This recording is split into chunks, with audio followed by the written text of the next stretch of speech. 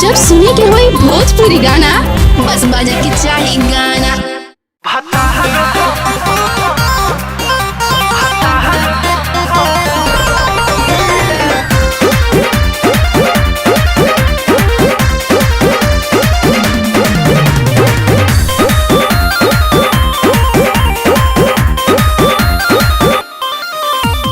मजाना तुहार वाला राजा जी में मिले भइल बिया मन मार के रहिले। मजाना तुहार वाला राजा जी में मिले भइल बिया मन मार के रहिले। सिनुर गिरिया खा के कहीं काहे टेंशन बढ़ेला। सिनुर गिरिया खा के कहीं काहे टेंशन बढ़ेला। तो सुना कुमार के कसम खाइल सब यार को पड़ेला। ससुराल के कसम खाइल तब हतार को पड़ेला।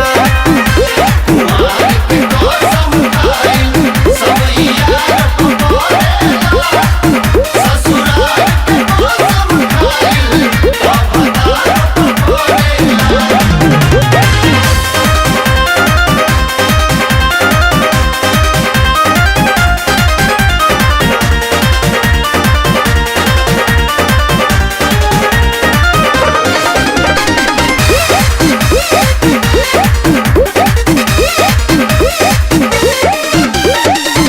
बात बात क्रिया धरावत रहला। रोज मिले रात में बुलावत रहला। याद बनू कि भुला गया।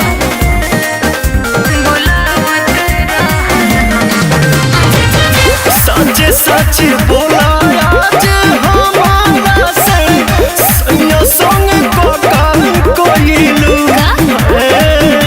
तुइयो महीना नहीं बीतल तले नैहर में जानियो एलू। मिलन ऐसन मरद ना दर्द हरेला। मिलन ऐसन मरद ना दर्द हरेला। अच्छा महर के कसम खाए सब यार को पड़ेला।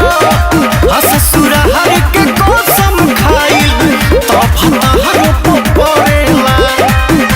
कुमार के कसम खाइल सब यार को पड़ेला।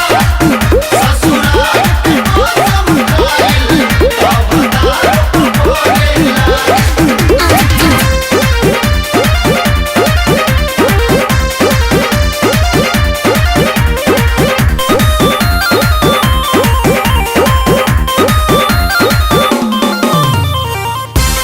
हसे न झूठ कबो बोलले बानी हो। कई बेर मुसीबत हम तो मोलले बानी हो।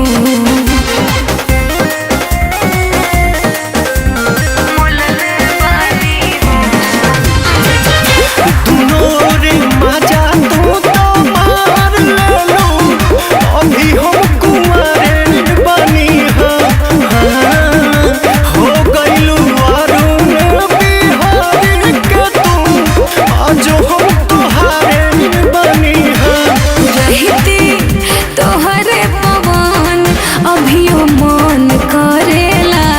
रहती तोहरे पवन अभियो मन करेला। कुमार के कसम खाइल सब यार को पड़ेला। ससुराल के कसम खाइल तब हतार को पड़ेला। कुमार के कसम खाइल सब यार को पड़ेला। ससुराल के कसम खाइल तब हतार को पड़ेला। अरे ना हो पवन अभियो तोहरे बानी।